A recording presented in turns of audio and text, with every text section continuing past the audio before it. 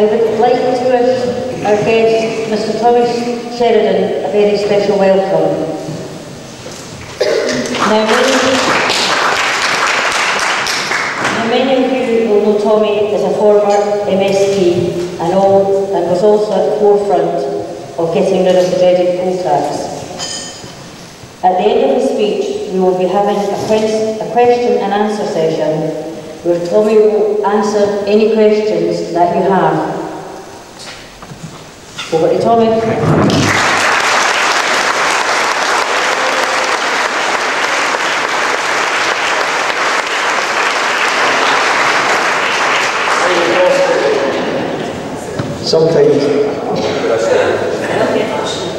Sometimes you go to these meetings and you get asked to stand in a crate.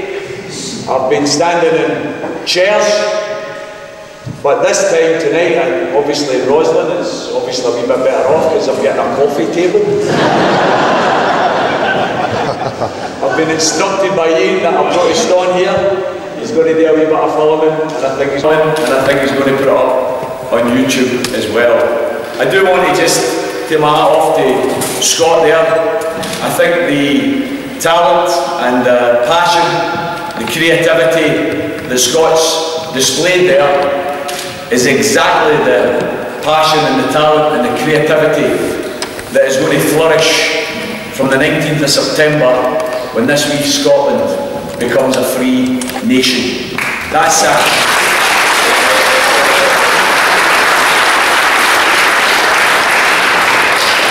I'm reminded of the words of the late, great Jimmy Reid when he talked about the untapped resources of the North Sea are as nothing compared to the untapped resources of the people of Scotland.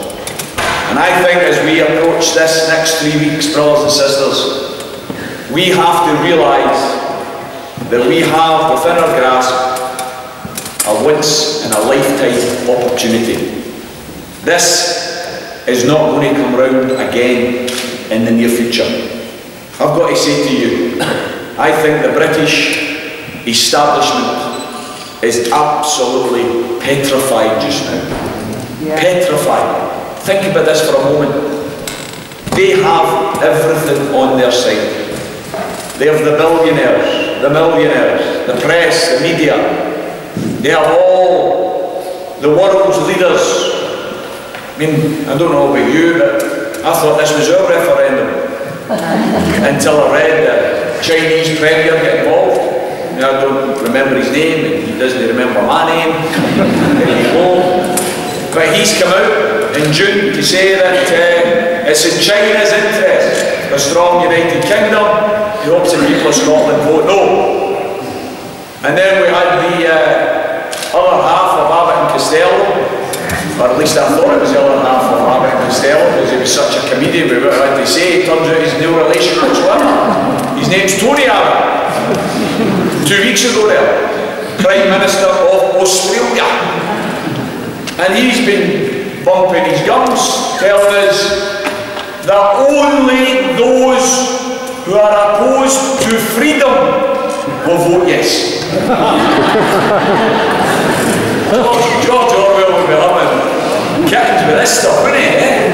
Only those opposed to freedom, according to Mr. Abbott, Prime Minister of Australia, are voting yes. Then we had the bold Barack Obama, who at the start of this a year ago said, no, I'm not going to get involved, this is Scotland's decision.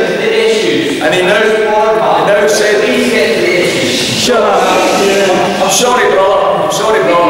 I've been invited along to speak. If you don't want to listen, there's the door, mate. It's not coming.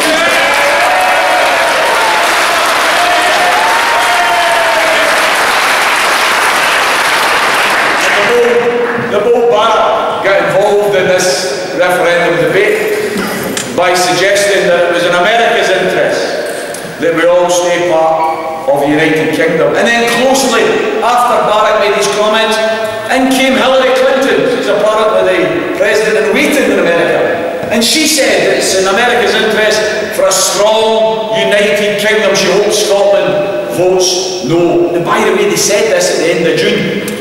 So I couldn't wait for the 4th of July. Because I thought, hey, this is going to be some story, isn't it? America's going to announce they've given up their independence. They're coming back under the tutelage of Britain. That's what they're going to do on the 4th of July. But no, on the 4th of July, they never celebrated Separation Day. They celebrated Independence Day. I've got to say to Barack and to Hillary, if independence is good enough for America, it's good enough for Scotland.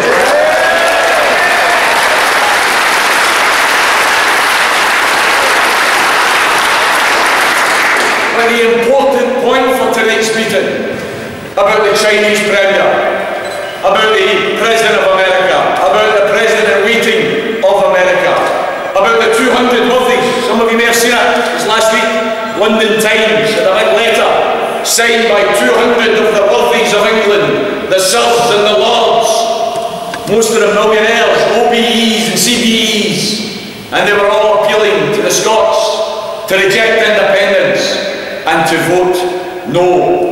And then we had, and this was the hard one, I've got to say, we might not be able to take on this formidable foe. But Simon Cowell has also entered the debate. And he's calling for a no vote as well. Multi-millionaire Simon Cowell. Of course, there is a couple of things they've all got in common. It is related to the 120 business leaders that have signed the letter today, the Herald and the Scotsman. The one thing they've all got in common is they're all multi-millionaires. And you say to yourself, is it any wonder they want to keep the United Kingdom? Because they're alright, they're doing fine, they don't want any change. The reality is, the people who need and want change aren't the millionaires, but the millions. The millions of ordinary folk who are fed up to the back teeth of putting up with gross, grotesque inequality of wealth. The millionaires and the billionaires making more and more every single year. I don't know if you've seen the rich list recently. The rich list has been produced every year since 1985. It now shows that the top 1,000 across the UK have a combined wealth of £519 billion, £519,000 million among 1,000 people. How grotesque is that inequality of wealth? Philip Beresford, who's compiled this list since 1985, made the point that never in all the years of compiling this list has he witnessed such an incredible growth in the wealth of the millionaires. He called it an astonishing year for Britain's rich. Brothers and sisters, I want you to contrast and compare. An astonishing year for Britain's rich. And yet in the first year of this condemned government, according to Oxfam, according to the Child Poverty Action Group, 900,000 more people across the UK are now living in poverty because of the welfare cuts and the public service cuts of these condemned political cretins. These people, 29 of them in a parliament, 23 of them personal millionaires. How many people in society as a whole? How many people in society as a whole are millionaires? 0.7% of society. How many members of the cabinet are millionaires? 80% of them. How unrepresentative is that of society? And yet they pontificate about how we should live our lives. They voted last April, sitting in their comfortable cabinet room, talking about austerity, talking about the problems of public expenditure, talking about the fact that the UK is bankrupt. Bankrupt. £1.3 trillion in debt. Bankrupt. How are they going to deal with the bankruptcy? Let's attack the poor. Let's make the poor pay for the mistakes of the rich. Think about it, folks. What is austerity? Austerity is punishing the poor for the greed and the mistakes of the rich. That's what austerity is.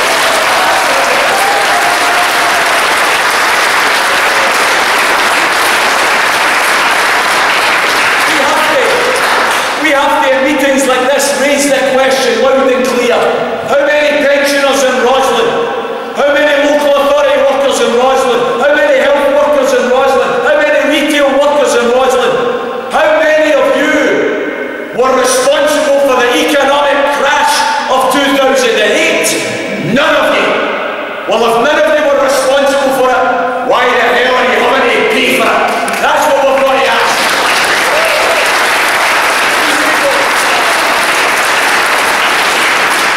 Sat around the table last April and they decided, here's a wee idea. I know how we'll cut the welfare budget.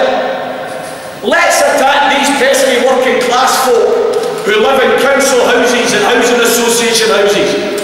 Do you know some of them have the temerity to allow their kids to have separate bedrooms? How dare they? These people that claim housing benefit, just because their wages are too low and they can't afford their rent, they're officially poor because housing benefits are means-tested benefit. You have to be poor to get it. So they decided, we'll punish them. We'll cut the housing benefit and force their wages to share bedrooms. We'll attack the disabled. How dare these disabled people who need a spare bedroom for their dialysis equipment, who need a spare bedroom for their wheelchairs, who need spare bedrooms for their partners who are full-time carers to sleep in because they can't sleep at night and they can't share bedrooms such as their illnesses. Let's attack them. Why? Because they're poor and they're vulnerable. Let's get stuck into them. Because that's what these condemns are like, cruel and callous. They introduced a bedroom tax to attack the poor, to attack the disabled. And in the same day, because we're all in it together, in the same day that they introduced the bedroom tax for the poor, they said, oh, haven't you heard? The poor chaps that have only got £150,000 a year, they're paying too much in tax. Let's cut their taxes. Let's cut their taxes from 50 pence in the pound to 45 pence in the pound. Because of that tax cut for the rich, we now have 13,000 millionaires across the UK paying £100,000 a year less in tax, because we're all in it together. That's the reality of this condemned government. Bedroom tax for the poor, tax cuts for the rich. Brothers and sisters, that's what we are facing up to as far as this referendum is concerned. Why? Because I'll tell you, it's dead important that we underline what this referendum is about and what it's not about. It's not about political parties. It's not about politicians. It's not about personalities. This referendum is more important than political parties or personalities or individual politicians. This referendum is about your children and your grandchildren. It's about the future of your country. That's what it's about.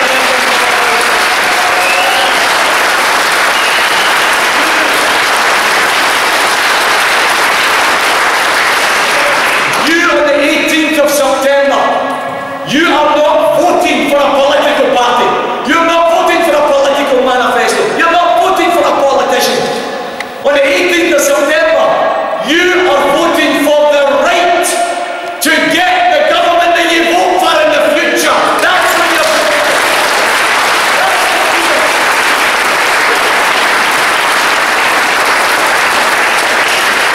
That's why I say in these meetings that this referendum, at its very basic level, this referendum is about freedom.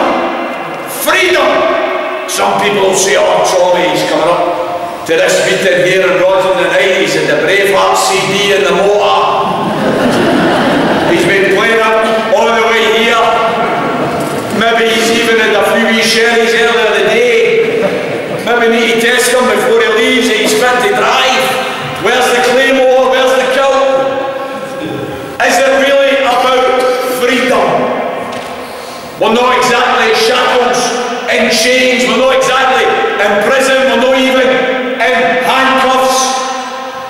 another thing or two about being in handcuffs. And by the way, just in case there's any gutter journalists here tonight, none of it for kinky reasons.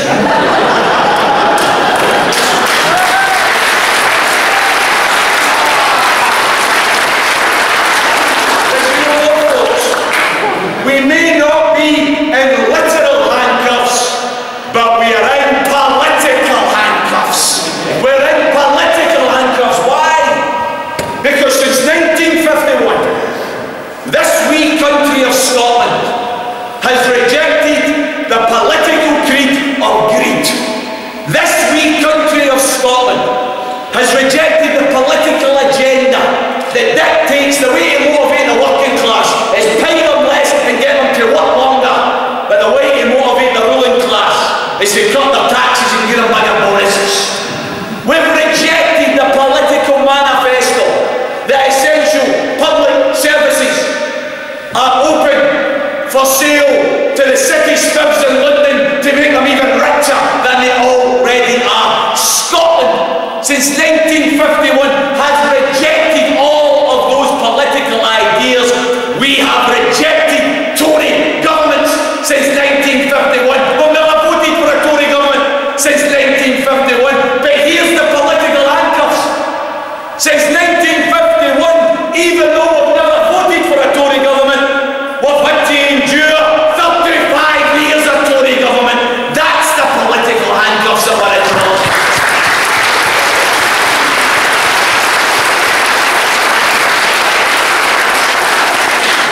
You think for a moment there are some of you out there I can see from the receding hairlines and even the bald heads that you lived through the Thatcher era.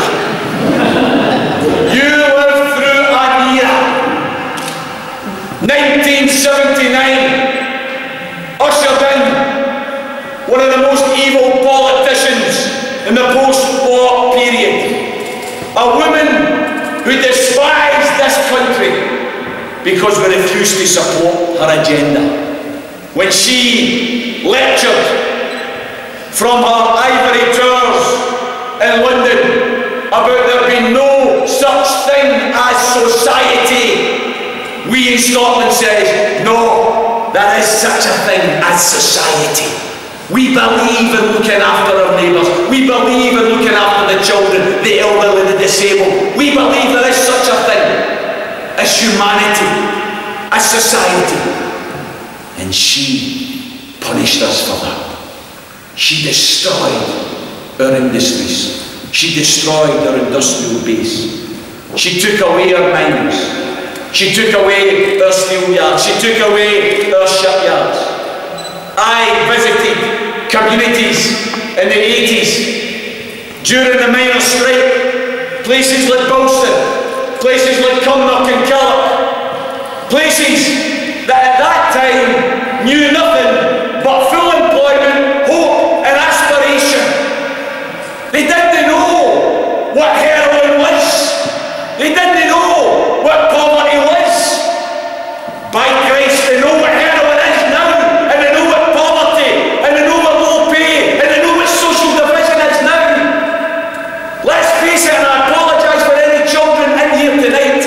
Let's face it, that bastard tried to destroy Scotland and everything we stood for after that.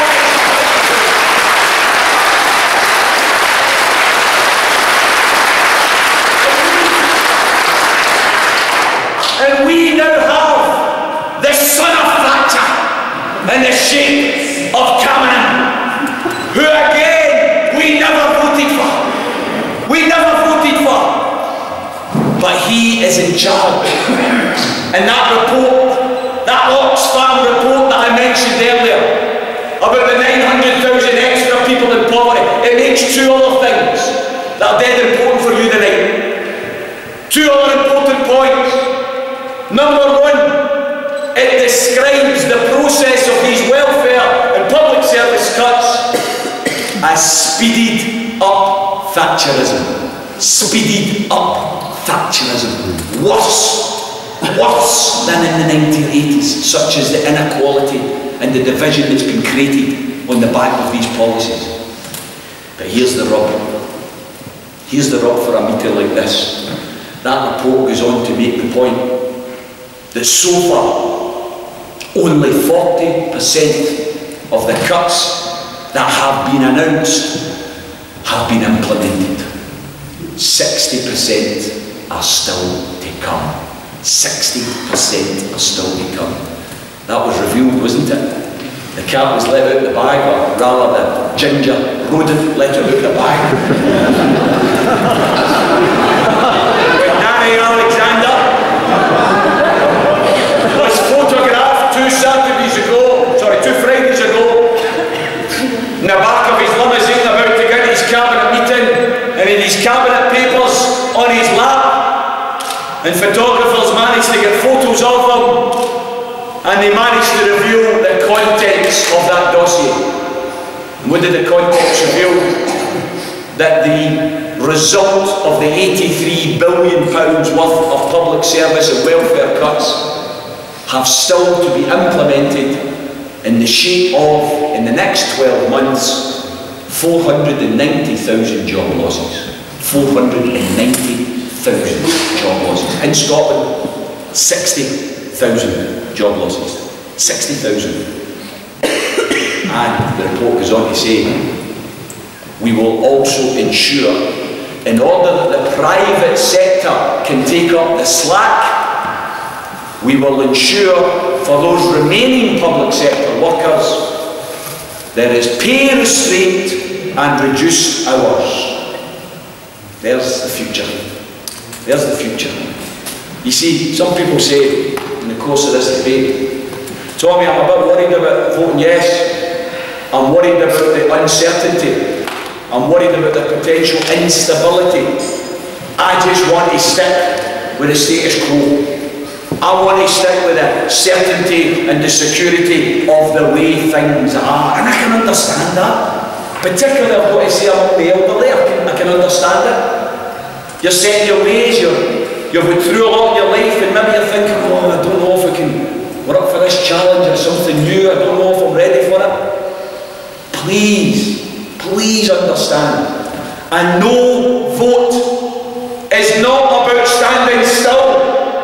And no vote is not about the status quo. And no vote is not about stability.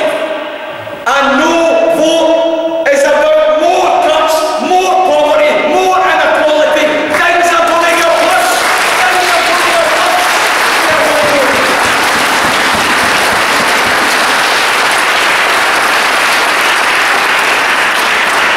On the 19th of September, people ask me all the time in these meetings, can you be certain, Tommy?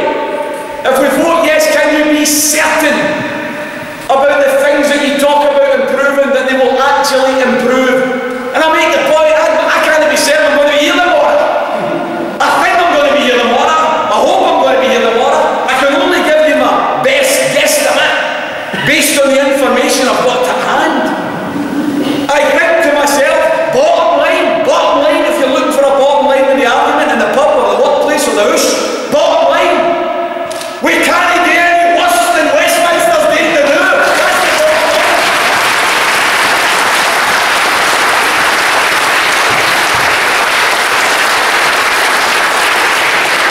I think we can do a hell of a lot better. I think we can invest in the industries and the services that matter. I think we can start thinking logically as far as our economy is concerned.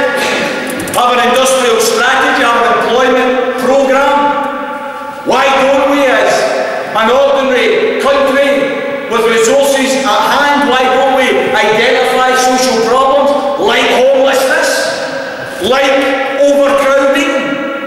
Why don't we understand that one of the basic human rights is a decent home to live in and bring up your family in? Why don't we across Scotland, in an independent Scotland, release the funds to build new, quality, affordable, local authority homes for those that need them? And at the same time, we identify the trainee joiners, the trainee plumbers, the trainee glaziers, the trainee...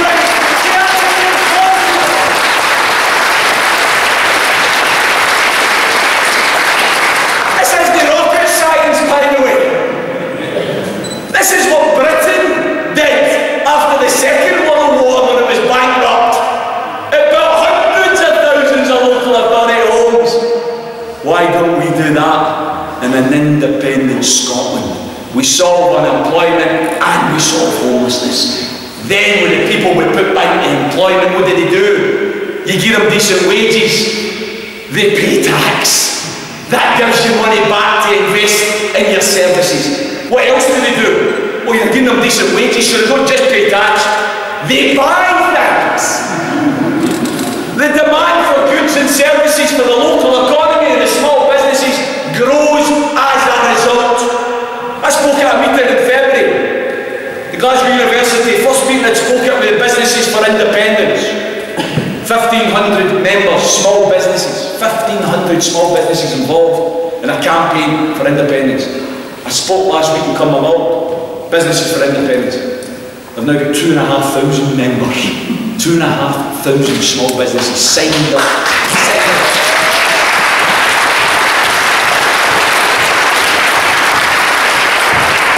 Because they recognise that in an independent Scotland that is more economically dynamic, that is more economically active, they have a better chance of growing their businesses when there is increased income and increased demand within the economy. I would prefer to listen to them than to that multi-millionaire crew in the papers today whose biggest worry isn't about whether they're going to sell more of their goods and services. Their biggest worry is in an independent Scotland they'll have to start paying decent wages to their workforce. That's their biggest worry.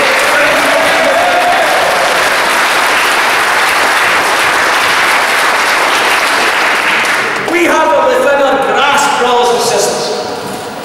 You have the freedom in your hands to ensure that your kids, your grandkids, never, ever have to endure another Tory government. That's what we've got.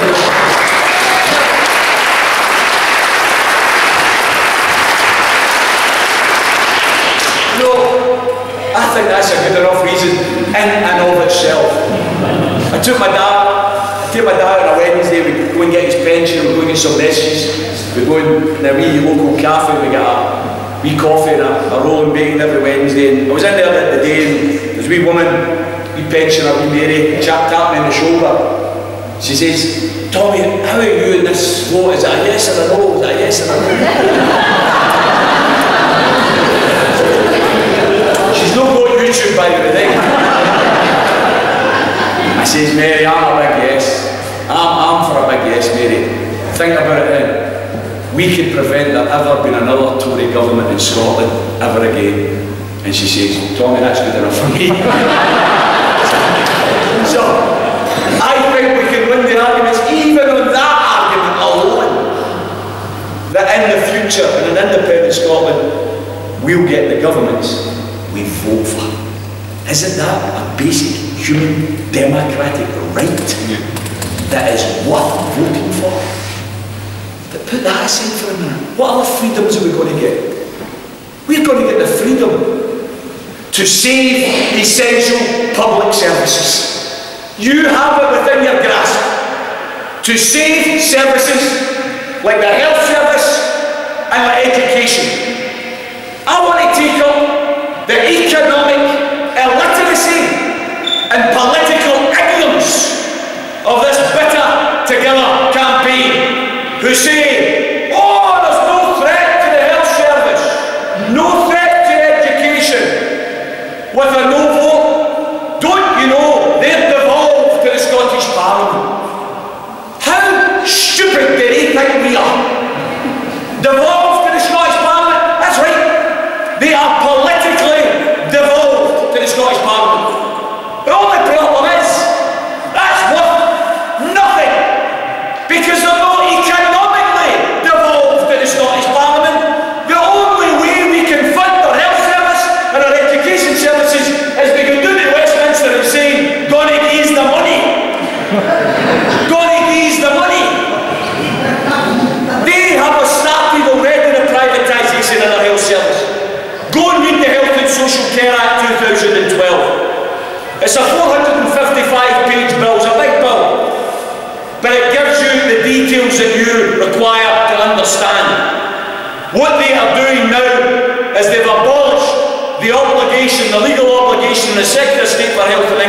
to provide free and universal healthcare to English citizens.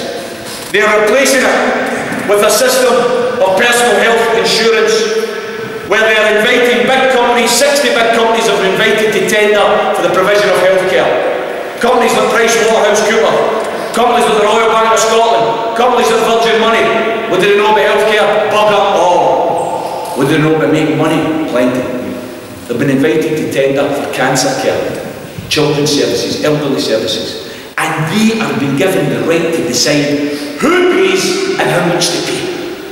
They are modelling it on the United States of America, where you don't reach for the pulse when you go to hospital, you reach for a wallet. That's what's happening in England just now. And see if you don't believe me, go online, key in Jarrow Marches 2014. Some of you who are old enough will remember the Jarrow Marches of the 1930s against unemployment. Well, right now in England, hundreds of thousands are marching, and they're calling them Jarrow Marches to save the NHS because it's been privatised. It's a remarkable divergence there between Labour politicians in Scotland and Labour politicians in England. Labour politicians in England, they're all over this. Let's stop the privatisation of the health service. We need to march to stop the privatisation of the health service. Up here in Scotland, they're calling to Mr. Darwin and go, oh no, there's no threat, don't worry about that. No. Of course, think about this. We vote no, 18th of September. You go down there on the 19th. By the way, listen, that health service, we've got free prescriptions up there, we've got free elderly care. We want to spend a bit more on our hospitals. We think we need more ancillary workers. We think our nurses should be paid more. We think it's wrong that they've had a wage freeze for 8 years and their living standards are falling. Going to give some extra money.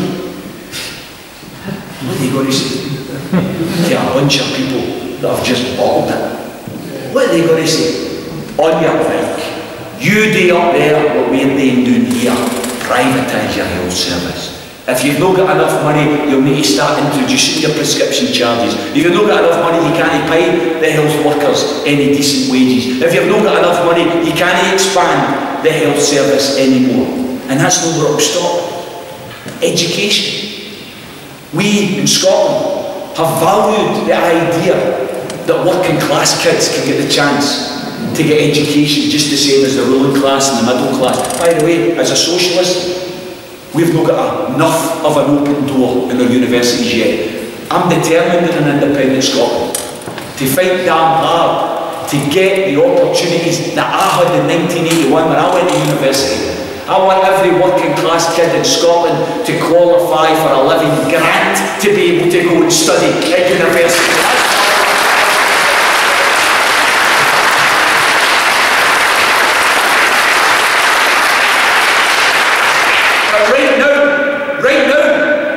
We at least have staved off the disgrace of upfront tuition fees. Just in case you're not aware of it, in England today, every single kid that goes to university has to pay £9,000 per year. £9,000 up front before you start studying. I don't know if any of your parents in here, your children 16, 17, studying just now, hoping to go to university, 4-year degree in Scotland. Have you got the £36,000 ready? Have you got it? Sit and buy. And by the way, that's just the start. Because of course they need to buy the books. They need to find somewhere to live. They need to have living expenses while they're there. We, at least in Scotland, have prevented that scandal. We don't have upfront tuition fees. They reckon within 2 years it's going to be £11,000 a year. 19th of September, we voted no. Scottish Parliament. Oh, listen, hey, we want to keep free tuition fees up here. We don't charge tuition fees for the wains up here. We're not going to give us the money. What are they going to say is, on your right, we charge tuition fees, you need to charge tuition fees. That's what I mean about the economic illiteracy and political ignorance of those who say, oh, a no vote won't affect the health service. A no vote won't affect education. A no vote spells the end of the public health service. It spells the end of a free education service. The only way to keep keep the health service public and free at the point of need, the only way to keep education free and available for working class kids is to vote yes on the 18th of September.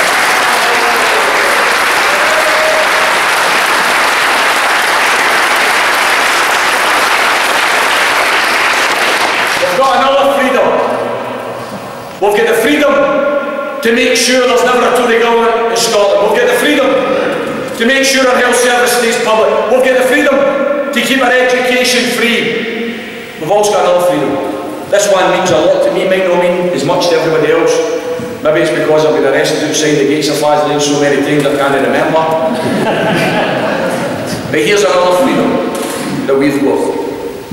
1996, after about 20 years of trying, the International Court of Justice, which is the world's court, where all the countries of the world, small and large, get together and they discuss world affairs. After 20 years of trying to discuss nuclear weapons, all the big countries didn't want it to discuss, they kept it off the agenda. 1996, they finally got a debate on nuclear weapons. The International Court of Justice discussed the Geneva Convention, which defines the rules of war, the rules of engagement, military engagement, and it states categorically, when you're involved in a military engagement, you are supposed to target combatants. In other words, armies fight other armies. You're not supposed to use weapons that are indiscriminate and kill civilians. What did the International Court of Justice declare? That the single most indiscriminate weapons ever created by mankind are nuclear weapons. They declared them illegal. Not just the use of them, the possession of them illegal. Brothers and sisters, we have the chance on the 18th of September to strike a blow for peace. We have the chance. This whole country, Scotland, we have the chance to stand up and say loud and clear, we are fed up to the back teeth of your Live Aids, your Band Aids, your Red Nose Days, your marches to end poverty, your superstars clicking their fingers on the telly and telling you a rain's died every 4 seconds. We are fed up to the back teeth of there never ever been enough money in this world to feed starving Wains. But there's always enough money for bombs and missiles and war.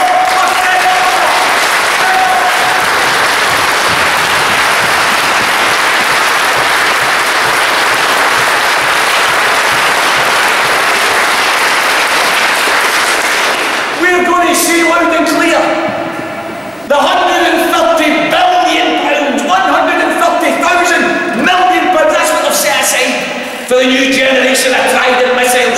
Illegal, immoral, scrap metal. Scrap metal. Because if it's ever used, the world's a bogey anyway. We're all finished.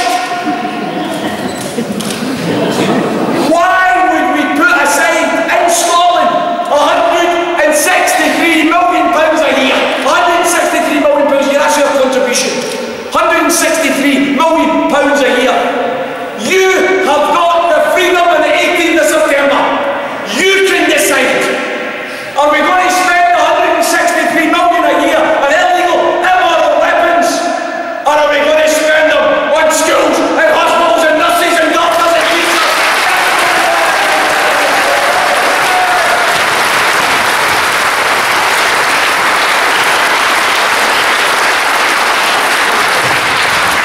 You have the freedom, brothers and sisters, to take that decision on the 18th of September and to make us proud to be a wee independent country that had the bottle to get rid of nuclear weapons.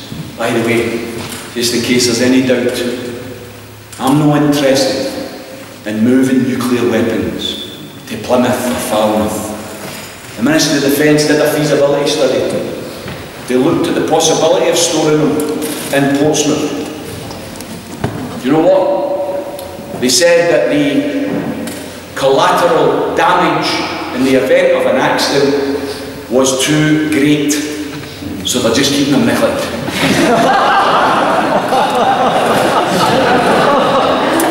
They should rename us the Expendables.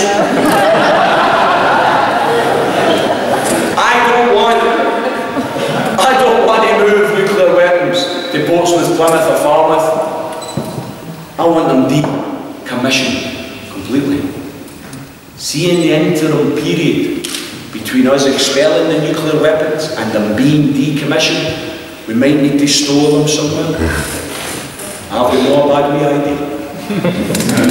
There's a big river called the River Thames.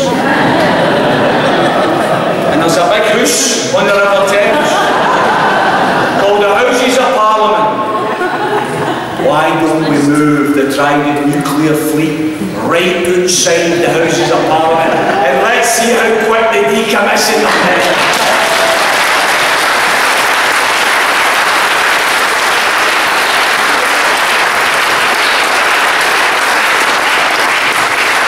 Brothers and sisters, we have it within our grasp here.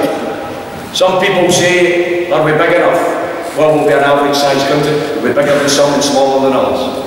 Some people say, are we smart enough? Well, we've got 5 excellent universities. We've got a world-renowned record for research and development in science and medicine and engineering. For goodness sakes, we have managed to give a wee bit of innovation to the world in our time, you know.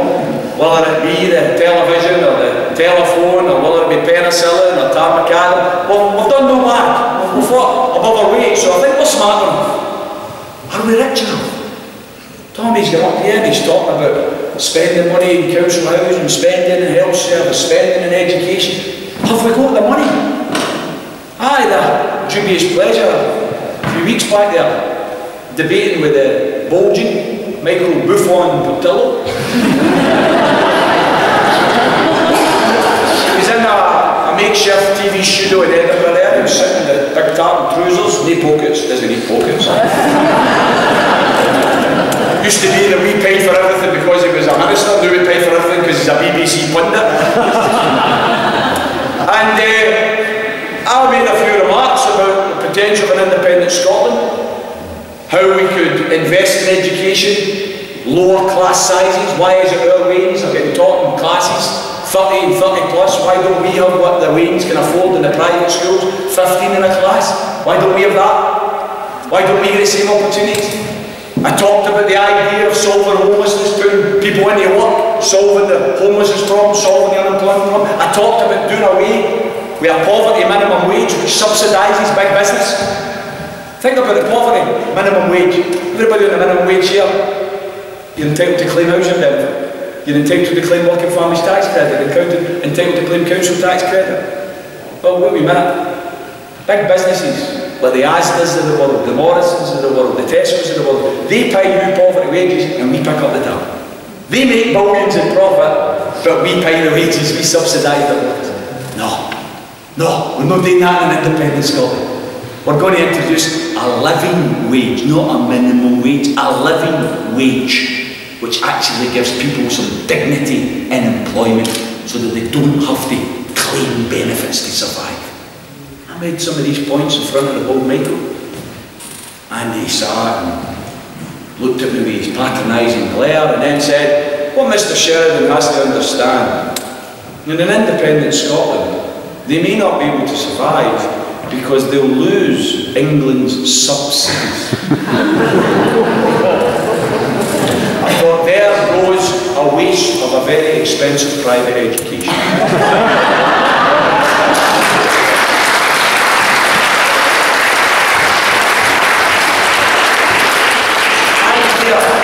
The idea that they're still coming out with figures like this, folks, let's take away from this meeting here, back to the houses, into the workplaces, into the community centres, wherever you're debating with people and discussing with people. Let's take this back loud and clear. For the last 33 years in a row, 33 years in a row, no one or two, this isn't some flash in the pan. 33 years in a row, this country, Scotland, has paid more money into the Westminster pot than we've got back from the Westminster pot. We, brothers and sisters, are not subsidy junkies. We are net contributors to the...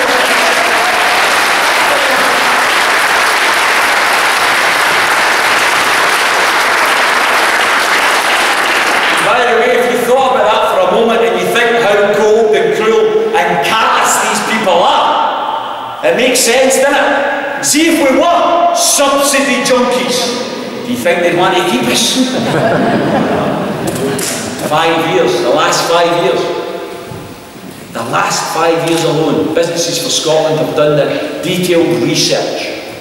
The last 5 years alone, if we had actually kept the tax and revenue that we generated in Scotland, we would have had to spend an extra £8,300 million over 5 years on public services. That's £8.3 billion.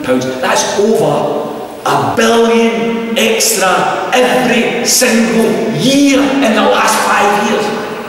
Cuts! Who needs cuts? In an independent Scotland, we wouldn't be cutting, we would be investing in public services.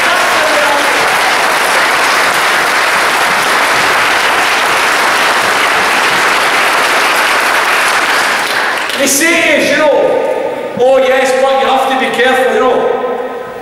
You're going to go to your work tomorrow and they're going to get called into the office with a boss and he's going to sit you down and say, oh, I've got bad news for you.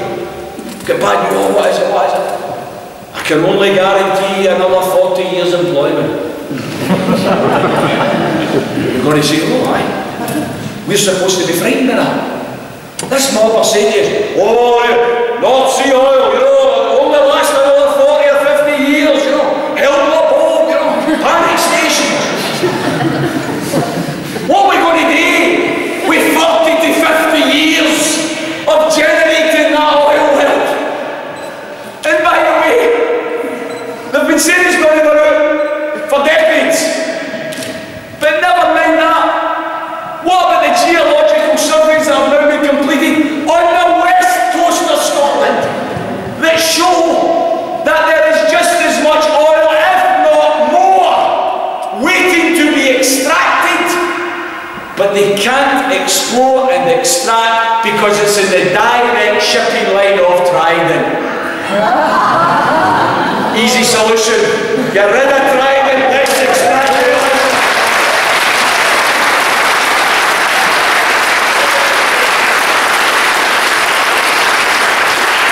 And I don't want Scotland to be a one-trick pony. I don't want us to be over-reliant on oil and gas. I want us to invest in the wind, wave and solar power that we have. 25% of all of Europe's resources for the generation of clean technology are within Scotland. We can become the world leader for clean energy generation. We can be known across the planet, not just as that wee country of peace, but also that wee country of clean energy production as well. That's what we have within our hands. Brothers and sisters, I've spoken for far too long. I'm really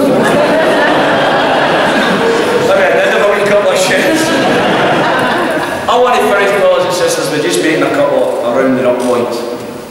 I want you to think about this for a moment. I want you to think some statistics here, which I always like to bring to these meetings. Statistics which can all be checked out, all resource, pensioners, third lowest pension out of 34 OECD countries. That's what we've got. The third lowest pension out of 34 countries in the developed world. We've got the most expensive childcare in the European Union. We've got the second lowest paid economy in the developed world. We've got the third longest working hours in the European Union. We've got the lowest number of holidays in the European Union. We've got the 8th highest gender pay gap in the European Union out of 28 countries. We've got the most likely citizens, disabled citizens in the whole of Europe. They're more likely to be in poverty if they live in the UK than in any other European Union country. We've got English universities charging £9,000 upfront tuition fees. We've got the highest rail prices in Europe. We've got the second highest housing costs in Europe. We've got the second worst fuel poverty rates in Europe. We've got the fourth most unequal country in the whole of the world. We've got 1 in 4 Danes getting brought up in poverty.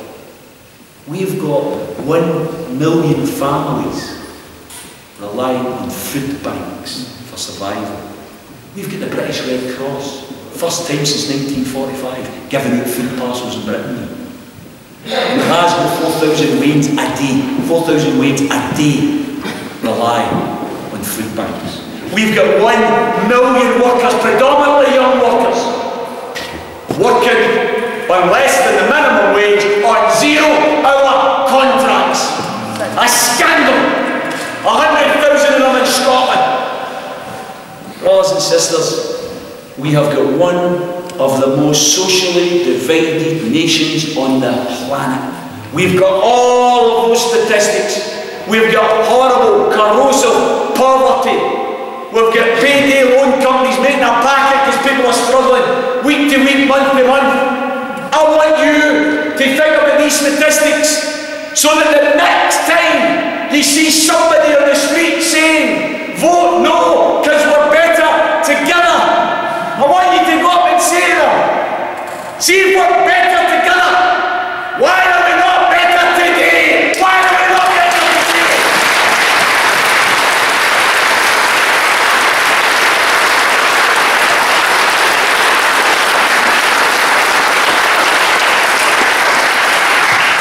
And no vote, brothers and sisters, guarantees more of the same. That's what a no vote guarantees. And it doesn't matter who gets in Westminster. You've heard them, haven't you? Mr. Ed Balls, bald by name, bald by nature, telling us that he's going to stick to the Tories' austerity cuts.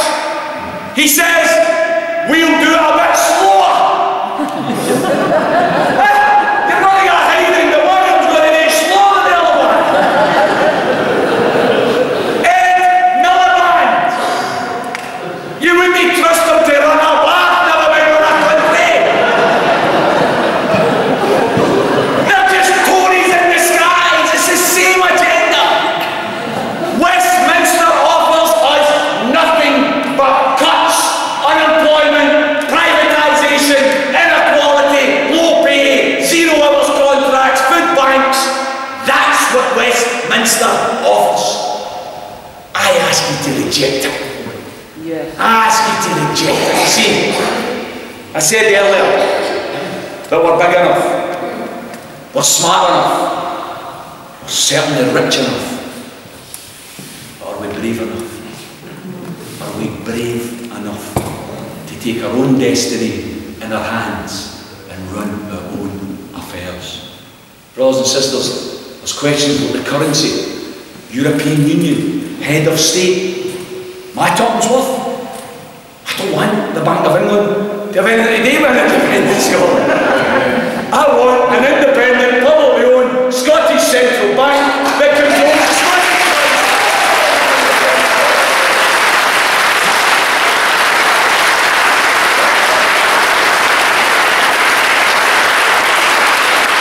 People talk about the European Union. I want that debate. I want Scotland to decide whether we're in the European Union or not. Because quite frankly, I think it's a corrupt boss's club that remains private. I want to be like Norway and Finland that has bilateral trading agreements with countries across Europe. I want to be part of the free trade agreement across Europe. I think people will still buy our goods and services, not because we're in the European Union, but because they're damn good quality. That's why they'll buy our goods and services. And when it comes to the head of state, I'm not interested in what the SNP are saying in a slimmed down monarchy. I don't want to put them in slim fast or any other diet. I just don't want anybody to have any say over my life unless they're elected.